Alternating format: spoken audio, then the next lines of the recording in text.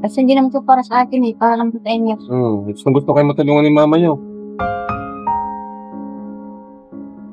Thank you po, Kuya Rob, kasi po hindi po kayo sumusuko sa amin.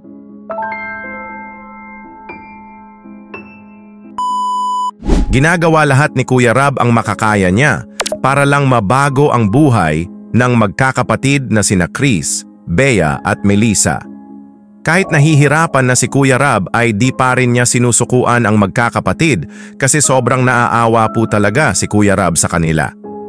Pero alam naman po natin na tao rin po si Kuya Rob na napapagod, kaya sinabi nga ni Kuya Rob kay nanay na pagpatuloy lang na ganito sila na hindi nila tinutulungan ang kanilang mga sarili, ay baka daw ay sila Kuya Rob na ang sumuko na sana naman daw ay wag humantong sa ganun. Atin pong balikan na panoorin ito mga kalingap na nakakaluha po talaga ang mga nangyari sa vlog na ito, especially na ang sinabi ni nanay kay Kuya Rob. At dito nga din mga kalingap, mas nakita ni Kuya Rob ang pagiging isang ina ni nanay sa kanyang mga anak compared sa previous vlog na tinutulungan ni nanay ang mga anak niya, na concern po talaga si nanay na gusto niya na mabago ang ugali ng mga anak niya na sobrang mahiyain. Bago po ang lahat mga kalingap ay wag po natin kalimutang suportahan palagi ang ama at founder ng Kalingap, Kuya Val Santos Matubang, at syempre din po Ate Edna Vlogs, Idol Kalingap Rob at Ma'am Jackie Tapia Matubang, pati na rin po sa lahat ng charity vloggers, Kalingap Reactors, especially na po ang Karepa. Patuloy po nating suportahan mga kalingap ang programa ng Team Kalingap sa walang sawang pagtulong nila sa ating mga kababayan. Kumakain nga sila Kuya Rob dito at kailangan pa nga napilitin sina Bea at Melissa para kumain na nakita nga ni Kuya Rob kay nanay ang pagiging isang ina na gusto nitong matulungan ang mga anak niya na kumain ito na di na mahihiya na tulungan ang kanilang mga sarili dahil andyan ang Team Kalingap na handa silang tulungan. Kawawa naman si nanay. Si nanay gustong-gusto kayo matulungan. Mali na. Kasi hindi naman 'to para sa akin, eh, para lang 'to sa inyo. Gustong-gusto kayo matulungan ni mama niyo. Kumain na kayo. Kasi pag nagpatuloy ang ganito, wala na, di na kayo babalik. Paano na yung ano nyo? Sige na, kumain na kayo. Paano namin matutulungan kayo kung ayaw nyo tulungan yung sarili nyo? Mali na. Unang hakbang pa lang nga ito eh. Unang hakbang pa lang ito. Wala pa kayo matututunan sa amin. Sabi nga ni Kuya Rob na paano nila matutulungan sina Bea at Melissa kung sila mismo ay ayaw tulungan ang kanilang mga sarili. Sobrang nahihiya pa rin nga sila kahit na ilang vlog na nila na nakakasama ang Team Kalingap. Sabi nga ni Kuya Rob na unang hakbang pa nga lang ito na madami pa silang matutunan mula sa Team Kalingap. Naisip nga daw ni Kuya Rob previous vlog na kapag hindi pa nagbabago na same pa rin na hindi sila willing na tulungan ang mga sarili nila ay baka sila Kuya Rob na ang sumuko.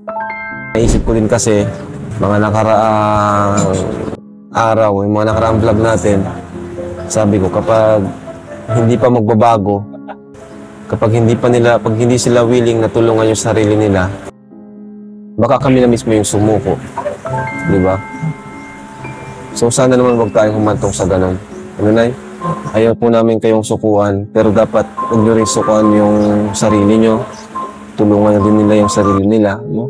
Alam ko naman, nakita ko sa inyo na gusto mo silang matulungan.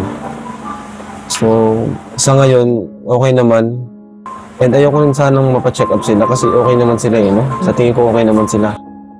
Wala naman silang problema. Talagang nahihiya lang siguro ng sobra. Ayaw nga ni Kuya Rob na humantong sa ganun, na mahinto ang tulong ni Kuya Rob sa magkakapatid. Dahil ayaw po talaga nasusukuan ni Kuya Rob sina Chris, Bea at Melissa, kasi sobrang naawa po talaga si Kuya Rob sa kanila. Ang gusto lang ni Kuya Rob ay tulungan nila ang kanilang sarili, na labanan nila ang pagkamahiyain nila na makisalamuha sila sa iba. Na pag kumakain sila ay kumain sila na hindi na kailangan pilitin pa Ayaw nga na mahinto ni Kuya Rab ang tulong kasi may plano pa si Kuya Rab sa kanila. Ang mapabahayan sila, pag-aaral nila na si Kuya Rab ang susuporta, kaya sana ay tulungan nila ang kanilang mga sarili kasi para sa kanila naman ang lahat ng ginagawa ni Kuya Rab sa kanila para sa ikakabuti ng buhay nila.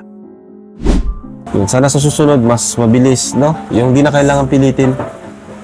Kasi ayaw din namin na palagi na lang ganito, di ba? Siyempre, tao lang din naman napapagod din. Ano na na sasawa din na palagi na lang ganito.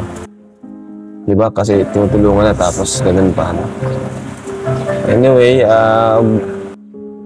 yun. Sumunod naman sila Bea at Melissa ngayon. Medyo pahirapan nga lang. Sana sa sunod, hindi na pahirapan. Ano? Ano Bea? Melissa? Sa sunod, hindi na ganito? Mas mabilis na? Mabilis na sa sunod? Ha? Yun. Bea, ikaw? Sa sunod, mas mabilis na kumain? Sunod, mas okay na? Ayan. Promise nyo yun, ha? Promise nyo yan. Si Chris, okay naman si Chris, eh.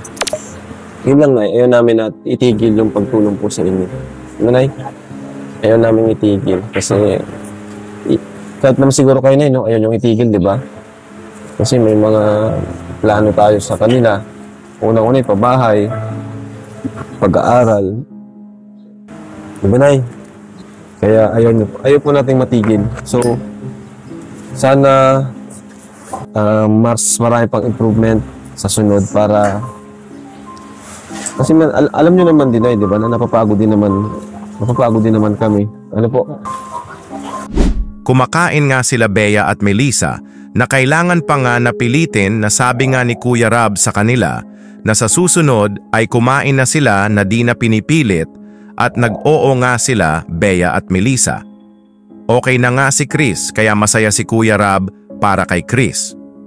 Wala nga sa isip ni Kuya Rab ang sumuko kasi may mga plano nga si Kuya Rab sa magkakapatid para mabago ang buhay nila, mapabahayan sila, makapag-aral muli kaya sana ay tulungan nila ang kanilang mga sarili. Lahat ginagawa ni Kuya Rab para sa magkakapatid. Kaya laking pasasalamat ni Nanay kay Kuya Rab na hindi sila sinusukuan ni Kuya Rab. Thank you po, Kuya Rab, kasi po hindi po kayo sumusuko sa amin.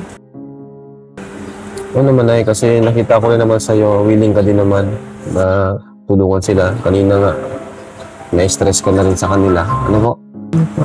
At least, medyo dito sa vlog na to, nakita ko rin yung ano mo eh, compared sa ibang vlog. So, ngayon, mas nakita ko yung ikaw na bilang nanay, nakita ko yung concern mo sa kanila. Yun naman yung maganda ngayon. Ano, Nay?